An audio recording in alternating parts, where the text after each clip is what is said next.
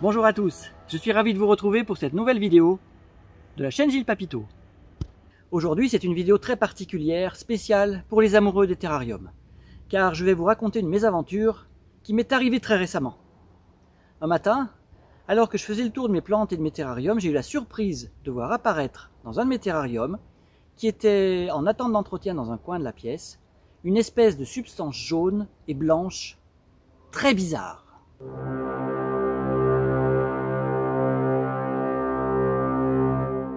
Il faut dire que ce terrarium, je l'avais conservé dans des conditions de lumière qui n'étaient pas du tout bonnes, c'est-à-dire que l'exposition lumineuse était tout à fait insuffisante.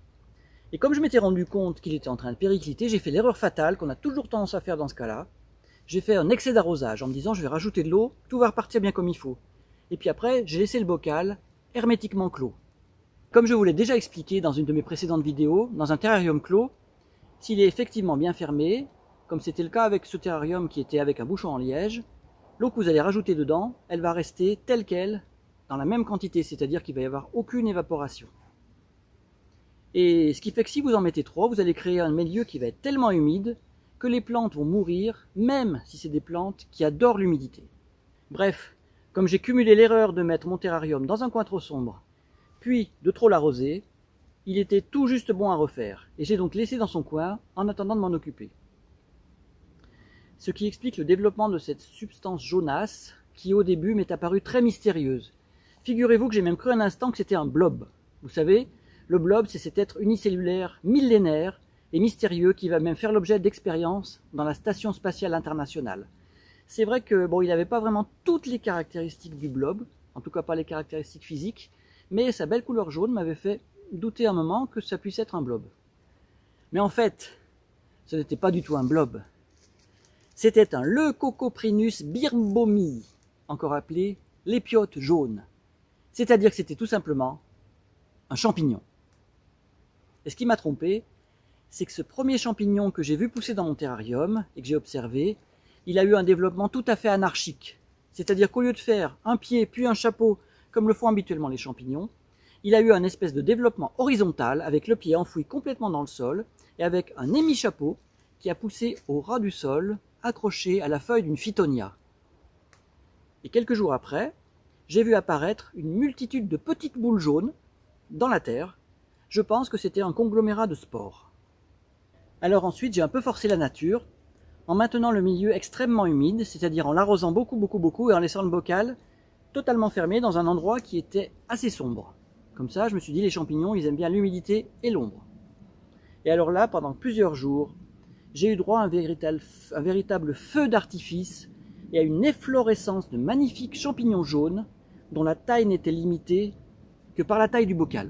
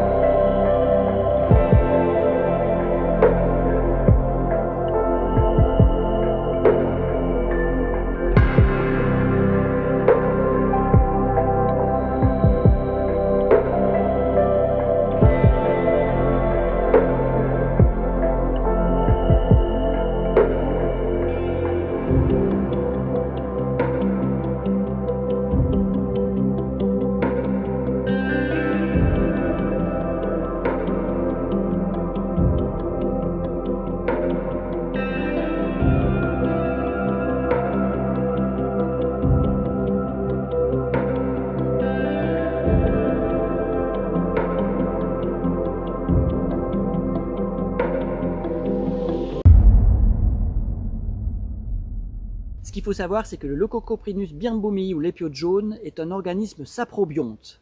À mon époque, en cours de sciences naturelles, on appelait ça un organisme saprophyte. Alors saprobionte, ça vient du grec ancien.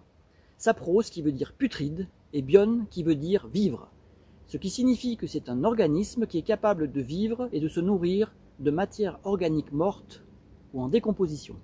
Le lépiote jaune, c'est un champignon thermophile, c'est-à-dire qu'il a besoin de pas mal de chaleur, au moins 25 degrés pour se développer. Alors il va se développer soit tout seul, soit en touffe. Il est d'un jaune magnifique et son revêtement est couvert de fines écailles concentriques de couleur jaune citron. Ce champignon est très fragile et il disparaît aussi vite qu'il est venu, c'est-à-dire qu'il va vivre à peu près 24 heures et puis il va se flétrir et disparaître. 48 heures après, il n'y aura plus rien du tout. Alors ce qu'il faut savoir, c'est qu'on ne trouve pas du tout dans la nature dans nos latitudes, parce que le climat n'est pas adapté à son développement. Ce champignon va se développer à n'importe quelle saison dans vos pots de fleurs ou dans vos pots qui contiennent des plantes, dans votre appartement ou éventuellement sur votre terrasse. Et j'ai donc découvert qu'il pouvait également se développer dans un terrarium clos, ce que je ne connaissais pas. Ce qu'il faut savoir, c'est qu'il n'est pas du tout dangereux et il n'est surtout pas du tout nuisible pour les plantes. C'est-à-dire qu'il ne va pas du tout gêner leur bon développement, c'est juste une curiosité esthétique. Alors ce qu'il faut savoir quand même, c'est que ce champignon, s'il n'est pas toxique, il est malgré tout pas comestible, donc ne prenez pas l'idée d'en faire une fricassée de champignons, c'est pas du tout prévu au programme.